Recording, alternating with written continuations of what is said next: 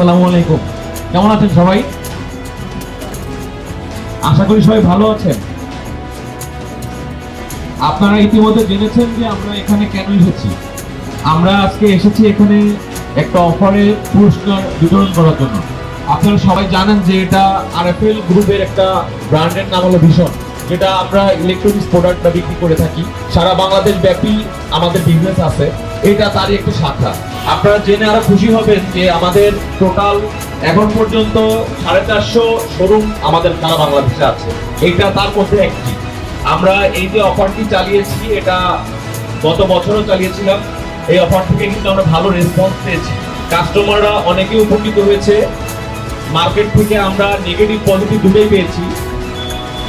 অনেক কাস্টমার বলেছে যে এই লটারিগুলো হলো ভুয়া থাকে, কাস্টমারদেরকে দেওয়া হয় না, তারা কিভাবে পুরস্কার দেয় তাও জানে না। কিন্তু আমাদের কিন্তু সবকিছু খোলামেলা, ওপেন। আমাদের পুরস্কারগুলো আমরা লাইভের মাধ্যমে দেই, এটা আপনারা আজকে প্রমাণ পেলেন। আমাদের যুগনগর শোরুম থেকে একজন স্যার উনি ফ্রিজ কিনে এসি পেয়েছেন। এই যে এসি রেখেছি, ওনাকে দিয়ে দিব আজকে।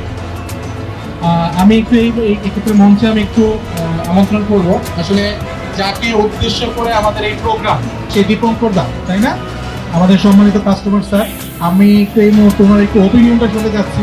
আজকে যাকে ঘিরে এই প্রোগ্রামটা, আপনারা কি তার মুখ থেকে একটু কথা শুনতে চান না সবাই, যে আসলে তার ফিলটা কি? তা আমি প্লিজ দীপঙ্কর দা, আপনাকে আমি রিকোয়েস্ট করবো স্টেজে আসেন, প্লিজ সামনে আসেন। আপনার নামটা কি? নামটা? আমার নাম দীপঙ্কর দাস, আমি একজন রং মিস্ত্রি। আজকে এই যে প্রোগ্রামটাতে আপনি আসলেন, মানে এটা আসলে কি উপলক্ষে এখানে আসছেন? আমি হচ্ছে চুকনগর ভিশন ইম্পেরিয়াম থেকে একটা ফ্রিজ কিনছিলাম। কেনার পরে আমার কাছে হঠাৎ একদিন ফোন আসলো যে আমি একটা এসি পাইছি। আমি তো প্রথমেই বিশ্বাস করতে পারছিলাম না যে আমি এইরকম একটা উপহার পাবো ভিশন ইম্পেরিয়াম থেকে। শুনে খুব আনন্দিত লাগতেছিল প্রথমে। পরে আমি হচ্ছে ম্যানেজার ভাইয়ের কাছে ফোন দিয়েছিলাম যে আসলে কি এটা সত্যি? বললো যে হ্যাঁ দাদা এটা সত্যি।